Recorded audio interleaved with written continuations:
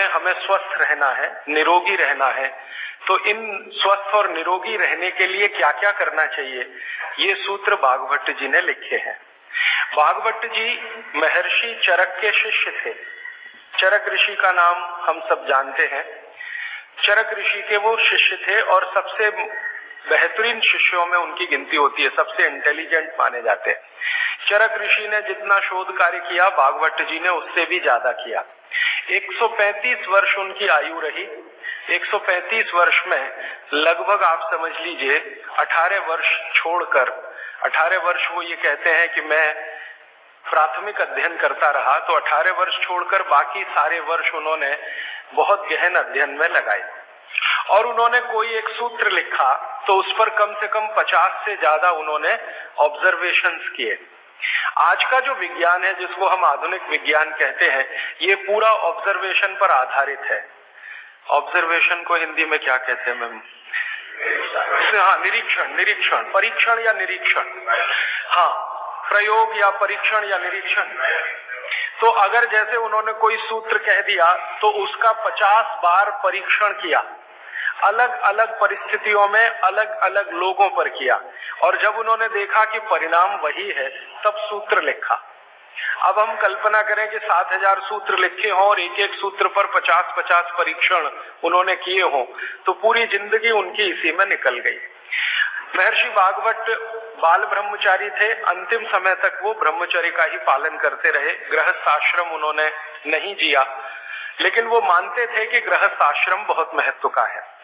तो ऐसे महर्षि भागवत के सूत्रों को मैं पिछले 6 साल से पढ़ता रहा, और भारत की आज की जो परिस्थिति है, मैं मानता था और आज भी मानता हूं कि उसमें ये बहुत अनुकूल है। आज हमारे भारत की परिस्थिति ऐसी है, 112 करोड़ लोग इस देश में रहते हैं। इनमें से करीब 75 से 80 करोड़ लोग बीमार हैं। सरकार कहती है कि सिर्फ 30 करोड़ लोग हैं स्वस्थ, बाकी सब हैं बीमार। अलग अलग बीमारियां हैं, वात की बीमारियां हैं, पित्त की हैं, कफ की हैं, और इन बीमारियों का इलाज करने के लिए भारत में कुल मिलाकर 23 लाख डॉक्टर हैं रजिस्टर्ड, जो MBBS, BAMS और BHMS तीनों पद्धति के हैं। 23 लाख रजिस्टर्ड डॉक्टर हैं। अगर अनरजिस्टर्ड डॉक्टर भी इसमें मिला दें तो सरकार कहती है लगभग अनरजिस्टर्ड डॉक्टर भी इतने ही हैं, 25 लाख के आसपास। तो कुल मिलाकर हम 50 लाख डॉक्टर मान लें, अनरजिस्टर्ड और रजिस्टर्ड, तो भी मरीजों की संख्या 70 से 80 करोड़ है। एक डॉक्टर एक दिन में अच्छे से अच्छे काम करे तो 30 से ज्यादा मरीज नहीं देख पाता। तो मैंने एक दिन हिसाब लगाया कि अगर 30 व्यक्ति एक डॉक्टर के सुपुर्द कर दिए जाएं तो 50 लाख डॉक्टर हैं, मुश्किल से 1.5 करोड़ लोगों का इलाज हो सकता है, और रोगी 75 से 80 करोड़ हैं। तो भागवत जी एक सूत्र लिखकर चले गए, वो ये कहते हैं कि हर व्यक्ति अपनी चिकित्सा स्वयं कर सकता है, और इस बात को उन्होंने कहा कि 85% चिकित्सा बहुत आसान है, जो कोई भी व्यक्ति स्वयं कर सकता है। 15% चिकित्सा थोड़ी मुश्किल है, जिसमें आपको विशेषज्ञ की मदद की जरूरत पड़ती है। तो मैंने सोचा क्यों ना ये 85% चिकित्सा जो आसान है वो लोगों तक पहुंचाई जाए। इस दृष्टि से ये व्याख्यान श्रृंखला आयोजित की है। यहाँ पर श्रीमती प्रभा देवी जयप्रकाश जी के नाम से चलने वाला एक ट्रस्ट है, उसके मुख्य व्यक्ति मेरे साथ हैं श्री शुभाकांत जी दास, और उनके पुत्र हैं प्रदीप भाई, और उनके सब सहयोगी निरंजन भाई और मेघानी जी, इन सब ने मिलकर ये आयोजन किया। और मेरे जीवन का ये पहला व्याख्यान है जो मैं इस विषय पर दे रहा हूँ। इसके पहले इस विषय पर मैंने कहीं बात ही नहीं की, क्योंकि अभी तक तो मैं अध्ययन ही करता रहा, और ये बात करने का ऐसा हो गया कि एक दिन मैं शोभाकांत जी के घर खाना खा रहा था, प्रदीप भाई के साथ बात हो गई कि क्यों ना इस विषय पे बात किया जाए, तो ऐसे ये तय हो गया अनायास। लेकिन मुझे लगा कि ये शायद सार्थक हुआ। कई लोगों ने मुझे कहा, और खासकर बाबूजी माने शोभाकांत जी ने मुझे कहा कि तुम पुराने भाषण देना बंद कर दो, वो जो पेप्सी कोका कोला वाले और विदेशी स्वदेशी वाले या WTO वाले यही कहो। शायद बहुत लोग ऐसा कहते हैं। अगर ऐसा सबका मन बना तो शायद इस विषय में मैं आगे भी और ज्यादा गहराई से रिसर्च करके बात करता रहूंगा। तो अब तक हमने 3 दिन की व्याख्यानमाला पूरी की है, आज चौथा दिन शुरू हो रहा है। तो कल तक के जितने सूत्र थे वो एक बार मैं आपको दोहरा दूं ताकि आपको याद हो जाए कल का सबसे पहला महत्व का सूत्र मैंने बोला था कि आप खाना खाने के बाद पानी ना पिए, पानी हमेशा 1.5 घंटे के बाद पिए। कारण मैंने उसका बहुत विस्तार से बताया था, उसमें दोबारा जाने की जरूरत नहीं है। वो पहला सूत्र था कल का। दूसरा सूत्र था कि पानी जब भी पिए तो घूट घूट भर के पिए, एक एक सिप लेकर पानी पिए, जैसे आप गर्म दूध पीते हैं या गर्म चाय या गर्म कॉफी पीते हैं, और उसका कारण भी मैंने आपको समझा दिया था। तीसरा सूत्र है कि आप जब भी पानी पिए तो ठंडा ना पिए, कभी भी ठंडा पानी ना पिए, हमेशा गुनगुना पानी पिए। वैसे जैन दर्शन में इसी को पक्के पानी की कहा जाता है, इसको बात वो बिल्कुल वैज्ञानिक है, भागवत जी भी उसका समर्थन करते हैं। हमेशा गुनगुना पानी पीने की कोशिश करें। आप में से कई लोगों ने सवाल पूछे थे कि गर्मियों में भी क्या गुनगुना पानी पिए। भागवत जी की माने तो गर्मियों में भी गुनगुना पी सकते हैं, लेकिन कोई बहुत तकलीफ आए तो मिट्टी के बर्तन का पानी आप गर्मी के दिनों में 3-4 महीने पी सकते हैं। फिर चौथा सूत्र ये था कल का कि पानी कभी भी पिए तो सवेरे उठते ही सबसे पहले जरूर पिए, माने सुबह की शुरुआत पानी से करें। और उसमें मैंने बताया था कि मुंह का कुल्ला किए बिना वो उठते ही पानी आपको पीना है, क्योंकि रात को जब आप सोते हैं तो जो कुछ भी लार मुंह में बनी है ये बहुत ही कीमती है, इसका औषधीय गुण बहुत है।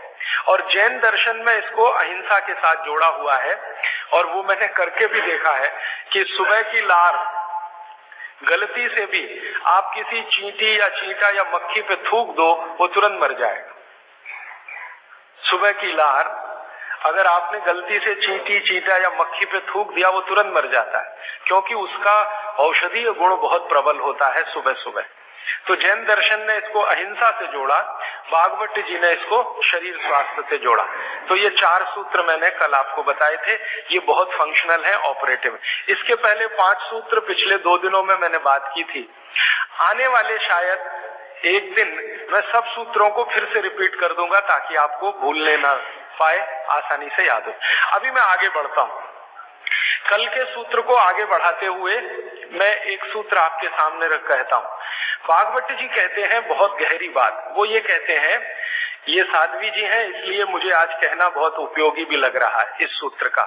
मैं सोचा था कि कल कहूंगा लेकिन आज कह रहा हूं। भागवत जी कहते हैं कि जब आप भोजन करें कभी भी, तो भोजन का समय थोड़ा निश्चित करें, भोजन का समय निश्चित करें। ऐसा नहीं कि कभी भी कुछ भी खा लिया। हमारा ये जो शरीर है ये कभी भी कुछ भी खा लेने के लिए नहीं है। इस शरीर में जठर है, मैंने आपसे कहा, उसमें अग्नि प्रदीप्त होती है। तो भागवत जी कहते हैं कि जब जठर में अग्नि सबसे ज्यादा तीव्र हो उसी समय भोजन करें तो आपका खाया हुआ एक एक अन्न का हिस्सा पाचन में जाएगा और रस में बदलेगा, और रस में से मांस, मज्जा, रक्त, वीर्य, मल, मूत्र, मेद और आपकी अस्थियां, इनका विकास होगा। तो कभी भी कुछ ना खाएं। ये पद्धति भारत की नहीं है, ये यूरोप की है। यूरोप में डॉक्टर्स हैं, वो हमेशा कहते हैं कि थोड़ा थोड़ा खाते रहो, कभी भी खाते रहो। हमारे यहाँ ये नहीं है, थोड़ा थोड़ा खाते रहो, कभी भी खाते रहो।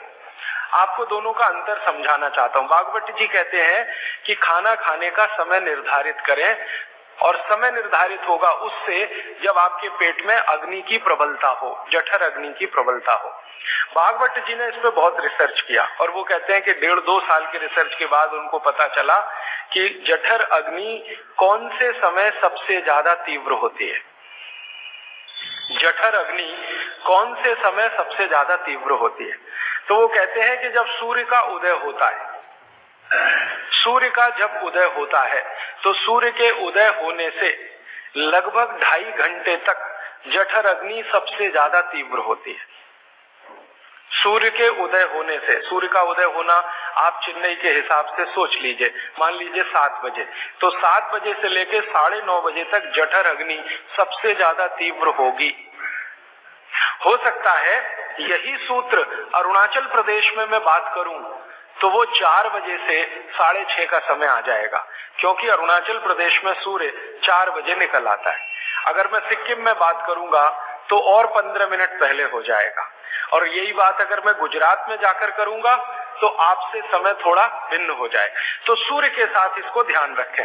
तो सूर्य का उदय जैसे ही हुआ, उससे अगले 2.5 घंटे तक जठर अग्नि सबसे ज्यादा तीव्र होती है। तो भागवत जी कहते हैं कि इस समय सबसे ज्यादा भोजन करें, इस समय सबसे ज्यादा भोजन करें। वो तो एक जगह यहां तक कह देते हैं कि आप अगर संभव हो तो 9:30 बजे के अंदर ही लंच करें, 9:30 बजे के अंदर ही लंच करें, माने ब्रेकफास्ट गायब, नाश्ता छोड़ें, सीधे ही भोजन करें। यहां तक वो कहते हैं। वो ये कहते हैं कि सुबह 9:30 बजे तक अगर आपने भरपेट भोजन किया है तो इसमें से जो कुछ भी बनेगा वो एक एक बूंद, एक एक अन्न का टुकड़ा, एक एक दाने का टुकड़ा आपके शरीर के लिए उपयोगी होगा। क्यों? क्योंकि वो कहते हैं कि सुबह 7 बजे से, आपके हिसाब से मैं कह रहा हूं, 7 बजे से 9:30 जठर अग्नि बहुत तीव्र होती है। भागवत जी ने एक और रिसर्च किया था कि शरीर के जो अलग अलग अंग हैं, जैसे हृदय है, हृदय, और जैसे जठर है, जठर, जैसे किडनी है, जैसे लीवर है, इनके काम करने का अलग अलग समय है। जठर अग्नि के काम करने का सबसे अच्छा समय है 7 से 9:30, सूर्योदय से 2.5 घंटे तक। फिर इसी तरह से हृदय, हृदय के काम करने का समय है सबसे ज्यादा ब्रह्म मुहूर्त से 2.5 घंटे पहले। ब्रह्म मुहूर्त आप समझते हैं 4, 4:30, तो 2, सवा 2 बजे, 1:30 बजे से लेकर 4 बजे के बीच में हार्ट सबसे ज्यादा सक्रिय होता है और सबसे ज्यादा हार्ट अटैक उसी समय में आते हैं।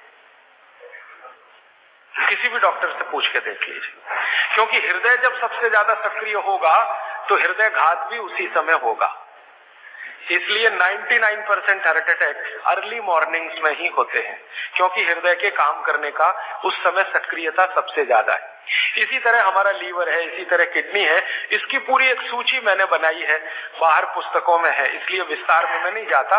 संकेत के लिए आपसे कह रहा हूं कि हर शरीर के अंग का काम करने का एक निश्चित समय है, प्रकृति ने तय किया है, उसको भगवान ने तय किया है। तो आपका जठर अग्नि है, ये सबसे अच्छा 7 से 9:30। तो आप भरपेट खाना खाइए, ठीक है। फिर आप बोलेंगे जी दोपहर को भूख लगी तो थोड़ा और खा लीजिए, लेकिन भागवत जी कहते हैं कि सुबह का खाना सबसे ज्यादा, अगर आज की भाषा में मैं कहूं तो आपका जो ब्रेकफास्ट है ना, वो हैवियर से हैवियर होना चाहिए, भारी से भारी ब्रेकफास्ट। जितना खाते हैं ज्यादा भी खा लीजिए, कोई फर्क नहीं पड़ता। सुबह के नाश्ते में भरपेट खाइए।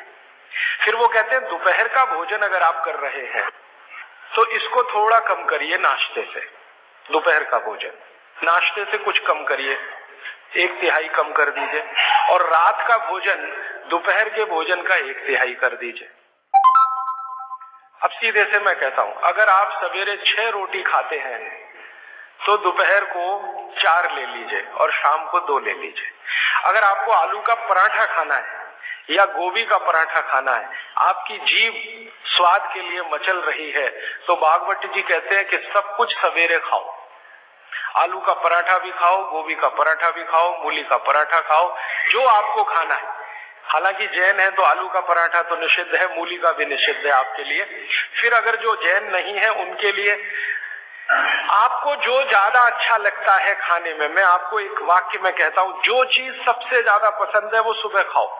रसगुल्ला पसंद है तो सुबह खाओ, रबड़ी खानी है तो पसंद है तो सुबह खाओ, जलेबी खानी है तो सुबह खाओ, इमरती खानी है तो सुबह खाओ। जो भोजन आपको सबसे ज्यादा पसंद है वो सुबह खाओ, पेट भर के खाओ। वो ये कहते हैं कि इसमें छोड़ने की जरूरत नहीं है, पेट भर के खाओ तो पेट की संतुष्टि हुई, मन की भी संतुष्टि होती है। और भागवत जी कहते हैं कि भोजन में मन की संतुष्टि पेट की संतुष्टि से ज्यादा बड़ी है। मन हमारा जो है ना, ये खास तरह की वस्तुओं से या हार्मोन से या एंजाइम से संचालित है। मन को आज की भाषा में डॉक्टर्स लोग जो गिनते हैं ना, हालांकि वो है नहीं, लेकिन उन्होंने जो कहा है वो पीनियल ग्लैंड के बारे में है। ये जो पीनियल ग्लैंड है ना, इसमें से बहुत सारा रस निकलता है, जिनको हम हार्मोन्स कह सकते हैं, कुछ एंजाइम्स हैं। ये संतुष्टि के लिए सबसे आवश्यक ग्लैंड है, पीनियल ग्लैंड। तो भोजन अगर आपको तृप्त करता है, भोजन में एक तो पेट भरना है और एक तृप्त होना, तृप्त करेगा तो पीनियल ग्लैंड आपकी सबसे ज्यादा सक्रिय है। तो जो भी रस और एंजाइम चाहिए शरीर को नियमित रूप से समान अंतर पे निकलते रहते हैं। और जो भोजन से तृप्ति नहीं है तो गड़बड़ होती है पीनियल ग्लैंड, और पीनियल ग्लैंड की गड़बड़ी पूरे शरीर में पसर जाती है और आपको तरह तरह के रोगों का शिकार बना दे।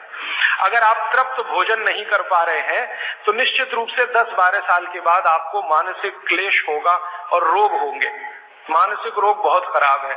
आप सिजोफ्रेनिया के शिकार हो सकते हैं, डिप्रेशन के शिकार हो सकते हैं, आपको कई ऐसी गंभीर बीमारियां हो सकती हैं। भागवत जी कहते हैं कि आप भोजन करते हुए अगर संतुष्ट नहीं है तो 27 तरह की बीमारियों से ग्रसित हो सकते हैं। उनकी पूरी सूची है, वो पुस्तक में है। कभी भी भोजन करें तो पेट तो भरे ही, मन भी तृप्त हो, और मन के तृप्त और पेट के भरने का सबसे अच्छा समय सवेरे का ही है। अब मैंने ये भागवत जी के सूत्र को चारों तरफ देखना शुरू किया तो मुझे पता चला कि मनुष्य को छोड़कर जीव जगत का हर प्राणी इस सूत्र का पालन कर रहा है, मनुष्य को छोड़कर। क्योंकि मनुष्य को मैं मूर्ख मानता हूं, हालांकि मनुष्य अपने को होशियार समझता है, लेकिन मनुष्य से ज्यादा होशियार ये जीव जगत के प्राणी हैं। आप चिड़िया को देखो, चिड़िया, कितने भी तरह की चिड़िया, सवेरे सूरज उगते ही उसका खाना शुरू हो जाता है और भरपेट खाती है। 6 बजे के आसपास आप राजस्थान में निकल जाओ, गुजरात में निकल जाओ, सब चिड़िया अपने अपने काम पे लगी हुई है, खाना खाने में खूब जम के खाती है, और पेट भर गया उसके 4 घंटे के बाद ही पानी पीती है, दोपहर को ही पानी पीती। गाय को देखो, सुबह उठते ही सूरज जैसे ही निकलेगा गाय का खाना शुरू हो जाएगा, भैंस का खाना शुरू हो जाएगा, बकरी, बकरे, भेड़, गधा, घोड़ा सब सुबह उठते ही खाना खाना शुरू करेंगे और पेट भर के खाएंगे, छक के खाएंगे, फिर दोपहर को आराम करेंगे। तो ये सारे जानवर, सारे जीव जंतु, आप सांप को देखो, बिच्छू को देखो, कीड़ी को देखो, चींटी को देखो, चींटे को देखो, सब जानवर, सब जीव जंतु जो हमारी आंखों से दिखते हैं, जो नहीं भी दिखते हैं, ये सबका भोजन करने का समय सवेरे सूर्योदय का ही है। सूर्योदय के साथ ही ये सब भोजन करते हैं, इसलिए ये हमसे ज्यादा स्वस्थ रहते हैं। मैंने आपको कई बार ये कहा है, आप उसको हंस देते हैं, किसी भी चिड़िया को डायबिटीज नहीं होता, किसी भी बंदर को हार्ट अटैक नहीं आता। बंदर तो आपके नजदीक है ना शरीर रचना में, बस बंदर और आप में एक ही अंतर है कि उसको पूंछ है, आपको नहीं है, बाकी सब कुछ एक ही है। आपका हृदय बंदर का हृदय, आपका लीवर बंदर का लीवर, आपकी किडनी बंदर की किडनी, सब कुछ समान है। माँ का गर्भाशय, बंदरिया का गर्भाशय, सब समान है, एक ही अंतर है, उसको पूछे, आपको नहीं है। तो ये बंदर को कभी भी डायबिटीज नहीं, आर्थराइटिस नहीं, कोई कुछ नहीं, कोई कुछ नहीं। मेरे एक बहुत अच्छे मित्र हैं डॉक्टर रविंद्रनाथ शानबाग, वो रहते हैं कर्नाटक में। कर्नाटक में एक उडुपी नाम की जगह है, वहां रहते हैं, बहुत बड़े प्रोफेसर हैं, मेडिकल कॉलेज में काम करते हैं। उन्होंने एक बड़ा गहरा रिसर्च किया। उन्होंने कहा कि मैंने जिंदगी भर, माने 15-16 साल उन्होंने एक रिसर्च किया कि बंदर को बीमार बनाओ, क्योंकि उन्होंने बहुत सारे वैज्ञानिकों से ये सुन रखा है कि बंदर बीमार नहीं होता, और बीमार होगा तो मरेगा ही, जीवित नहीं रहेगा, तो बंदर को बीमार बनाओ। तो उन्होंने तरह तरह के वायरस और बैक्टीरिया बंदर को डालना शुरू किया, कभी इंजेक्शन के माध्यम से, कभी किसी माध्यम से। वो कहते हैं कि मैं 15 साल असफल रहा, बंदर को कुछ नहीं हो सकता। और मैंने कहा कि आपने ये बता दिया कि ठीक है बंदर को कुछ नहीं हो सकता। वो कहते हैं कि मैंने बहुत कोशिश किया कि उसके ब्लड का कोलेस्ट्रॉल बढ़ा दूं, बढ़ता ही नहीं। तब उन्होंने एक दिन रहस्य की बात बताई, वो आपको भी मैं बता देता हूं कि बंदर का जो ब्लड है ना, उसका RH फैक्टर दुनिया में सबसे आदर्श है। और आपका RH फैक्टर जब नापता है ना कोई डॉक्टर, तो बंदर से ही कंपेयर करता है, वो बताता नहीं आपको, ये अलग बात है, कंपैरिजन बंदर से ही होता है। कारण उसका है कि उसको कोई बीमारी आ नहीं सकती, ब्लड में कोलेस्ट्रॉल बढ़ता नहीं, ट्राइग्लिसराइड कभी बढ़ता नहीं, डायबिटीज कभी होती नहीं, शुगर कितनी भी बाहर से इंट्रोड्यूस करो उसके ब्लड में टिकती नहीं। तो वो प्रोफेसर साहब कहते हैं यार ये सब एक ही चक्कर है कि बंदर सवेरे ही सवेरे भरपेट खाता है, जो आदमी नहीं खा पाता। तो वो प्रोफेसर रविंद्रनाथ शानबाग ने कुछ अपने मरीजों को कहा कि देखो भैया, बंदर की तरह से खाओ, माने सुबह सुबह भरपेट खाओ। तो उनके कई मरीज हैं जिन्होंने पर उन्होंने एक्सपेरिमेंट किया और वो मरीज बताते हैं कि जब से उन्होंने सुबह भरपेट खाना शुरू किया, किसी की डायबिटीज माने शुगर कम हो गई, किसी का कोलेस्ट्रॉल कम हो गया, किसी के घुटने का दर्द कम हो गया, किसी के कमर का दर्द कम हो गया, किसी का कुछ, गैस बनना बंद हो गई, पेट में जलन होना बंद हो गई, नींद अच्छी आने लगी, वगैरह वगैरह।